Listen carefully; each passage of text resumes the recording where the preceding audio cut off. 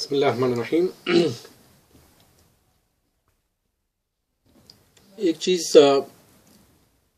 سب سے زیادہ جو ان چیزوں سے فائدہ کسی نے اٹھایا یا اسلام کو نقصان پہنچا وہ تھا فتنہ انکار حدیث۔ یہ بہت پرانا، جس کی ابھی ٹیل اینڈ ہمیں ملتی ہے، یہ جو ریسنٹلی میں تو کبھی نہیں دیکھتا تھا، مجھے کسی نے جب بتایا، کوئی عالم ہے، جب میں نے ان کو ایک آدھ دفعہ سنا تو مجھے سمجھ میں آئی کہ یہ وہ سر سید احمد خان کی جو فتنہ تھا وہ ابھی تک چل رہا ہے، اور اس کو باقاعدہ آپ کی میڈیا میں پروموٹ کیا جاتا ہے، لیکن جب ان کو فگر آؤٹ کر لیتے ہیں تو پھر اس کو وہ بھاگتے ہیں۔ جو آخری جو یہ مجھے نام نہیں آ رہا،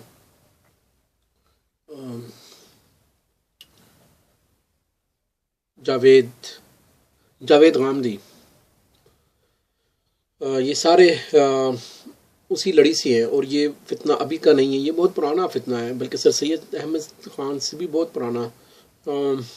اور یہ کیا کرتے ہیں،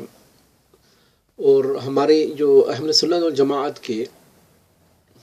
وہ حضرات جو اپنا فائدہ اٹھانا چاہتے ہیں احادیث کو کمزور کر کے پیش کرنے میں، وہ ان کا اس چیز میں دونوں کا ایک کامن انٹرسٹ بھی ہوتا ہے، لیکن وہ یہ بول رہے ہوتے ہیں کہ وہ بہت دور کے لوگ ہیں، ہم لوگ بہت قریب ہیں، ہم لوگ تقریباً سیم امبریلا کے لوگ ہیں۔ لیکن مصیبت یہ ہے کہ جب آپ حدیث کو مشکوک بنا دیں گے، یا شیعہ حضرات جو ہیں انہوں نے صحابہ کرام کے اوپر وہ انگلی اٹھاتے ہیں، آوازیں کستے ہیں، حضرت عائشہ کے اوپر رضی اللہ عنہ، حضرت عمر، حضرت ابو بکر، تو اس کا مطلب جو حدیث سنانے والے ان کی جتنی بھی حدیثیں آپ کو ملتی ہیں بخاری اور مسلم اور ساری حدیث کی کتابوں کو وہ ایک سوالیہ نشان بنا دیتے ہیں۔ اب جو باقی جو جماعتیں ہیں جو یہ بدعات کرتے ہیں یا یہ اعمال کرتے ہیں، تو ہم یہ ایسا الفاظ نہیں استعمال کرنا چاہتے کہ یہ بدعات ہے، کیونکہ وہ خود سوچیں کہ آیا کہ یہ بدعت ہے یا نہیں۔ اصول تو یہی ہے کہ ہر چیز سے پہلے ہم دیکھ لیں کہ بدعت کا کیسے پتہ چلے گا، اگر وہ قرآن میں ہے، حدیث میں ہے، نہیں ہے تو وہ نیا عمل ہے۔ اگر اس کو یہ جسٹیفائی کرنے کی کوشش کر رہے ہیں تو وہ دیکھیں، ہر کوئی اپنی تحقیق کرے کہ وہ کیسے ہے، اور اگر ایک ذخیرہ حدیث پڑا ہوا ہے اس کو چھوڑ کے وہ اسی کام میں پڑے ہوئے ہیں، تو پھر ہمیں ایک یہ مسئلہ ہے کہ ایک طرف تو اللہ کے رسول نے ایک چیز بتائی، ایک طرف تو قرآن بتا رہا ہے، ایک طرف 14ویں صدی کا مولوی بتا رہا ہے، یا میں بتا رہا ہوں، کوئی بھی بتا رہا ہے، کوئی بھی عام انسان بھی بتا رہا ہے میری طرح کا، تو ہم لوگ کیوں کریں؟ اور اگر اس کو کرنے سے کیا مجھے گناہ ہوگا، ثواب ملے گا؟ کیا اس کی اہمیت، جیسے آج ایک درود تاج پڑھی جاتی ہے اور ایسی بہت سی درودیں ہیں، اور ایک درود ابراہیمی جو آپ وسلم نے سکھائی، تو کیا ان دونوں کی اہمیت، ان کا مقام ایک ہی جیسا ہوگا؟ ایسی بہت سی چیزوں میں جب یہ اپنی ضد منوانے کی وجہ سے جب ہم باتیں کر رہے ہوتے ہیں، یہ اعمال کو نہیں چھوڑنے کی وجہ سے ہم لوگ قرآن کی تفسیریں بھی چینج کرنے شروع کر دیتے ہیں، قرآن کو اپنی مرضی کا اس میں تفسیریں بتانے کی کوشش کرتے ہیں کہ، اور سب سے بڑا مسئلہ ہم لوگ یہ کھڑا کر دیتے ہیں کہ حدیث کو ہم یا تو نہیں مانتے یا اس میں شک و شبہ پیدا کر دیتے ہیں۔ اب بات یہ ہے کہ اگر حدیث میں شک پیدا کر کے ہم کیا اسلام کی خدمت کر رہے ہیں، اور اگر ہم حدیث کو اگر چھوڑ دیں یا صرف انہی حدیثوں کے اوپر، اگر ایک انسان ہے وہ کہتا ہے کہ میں یہ آپ کی 5 حدیثوں پہ عمل نہیں کرتا ہوں، یہ میری عقل میں نہیں آتی، ٹھیک ہے جی، اب ان کے پاس جو حدیثیں ہیں وہ میں یہ کہوں کہ پھر مجھ پہ یہ کیوں لازم ہے کہ میں وہ والی 5 پہ عمل کروں، جبکہ یہ ہاں اگر تو کوئی بات یہ کرتا ہے کہ ایک ضعیف حدیث ہے اور ایک صحیح ہے، تو ٹھیک ہے، ہم جو ہے نا صحیح حدیث کو زیادہ اہمیت دیں گے، لیکن اگر دونوں ہی حدیثیں ایک ہی لیول کی ہیں تو ہم یہ کیسے کہہ سکتے ہیں کہ یہ حدیث ہمیں نہیں چاہیے؟ اب اگر آپ حدیث کو یا حدیث سنانے والوں لوگوں کو، تابعین کو یا اصحاب رسول کو شک کی نظر سے مشکوک کر دیں گے تو سارا دین فساد سارے دین میں فساد پیدا ہو جائے گا. اور ائمہ کرام نے بہت سی محنتیں کی ہیں بہت سی ان حدیثوں کو جمع کرنے کے لیے. ابو ایوب انصاری رضی اللہ عنہ صرف ایک حدیث کی خاطر مدینے سے مصر کا سفر انہوں نے سفر کیا. اور حضرت جابر بن عبداللہ رضی اللہ عنہ نے ایک حدیث سننے کے لیے مسلسل مہینہ بھر کا سفر کیا. اور امام مالک رحمۃ اللہ کے پاس نافع بن عبداللہ رحمۃ اللہ فرماتے ہیں کہ میں امام مالک رحمۃ اللہ کے پاس 40 یا 35 سال تک بیٹھا رہا. روزانہ صبح دوپہر اور پچھلے پہر حاضری دیتا. صرف کیا کر رہے ہیں وہ حدیث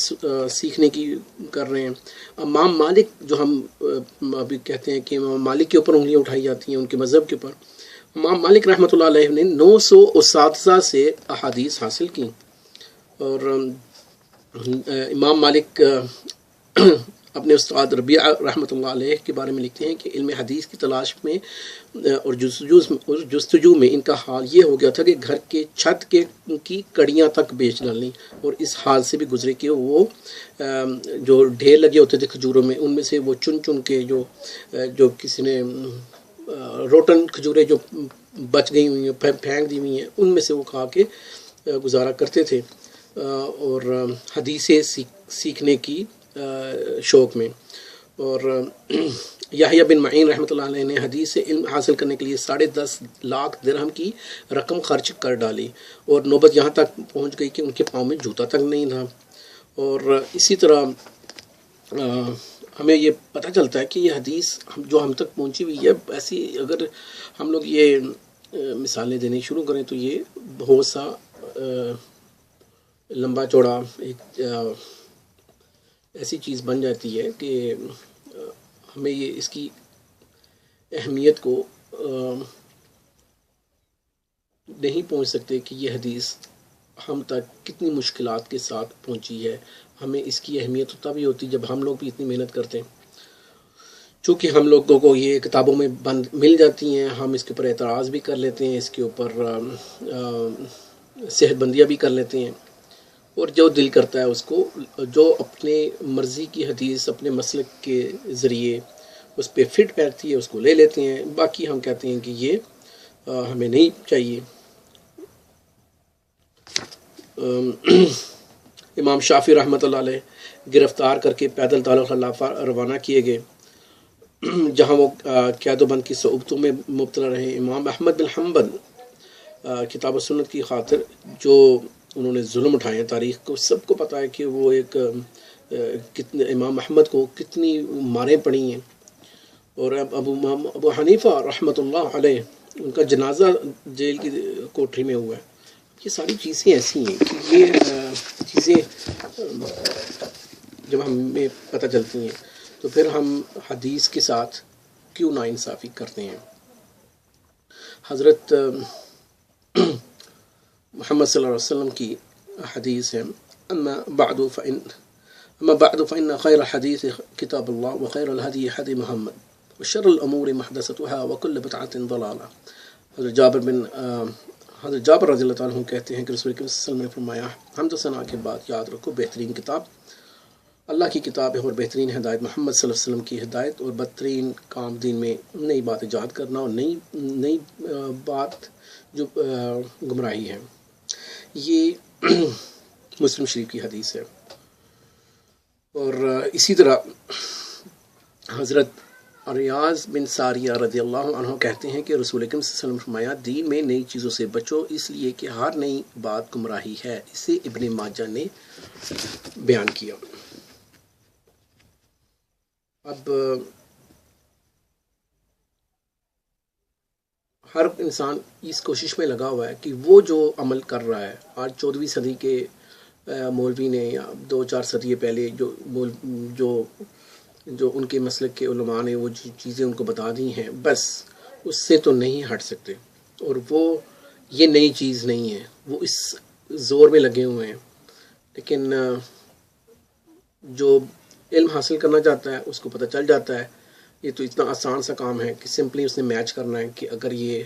قرآن اور حدیث میں ہے تو ٹھیک ہے نہیں تو نہیں. السلام علیکم.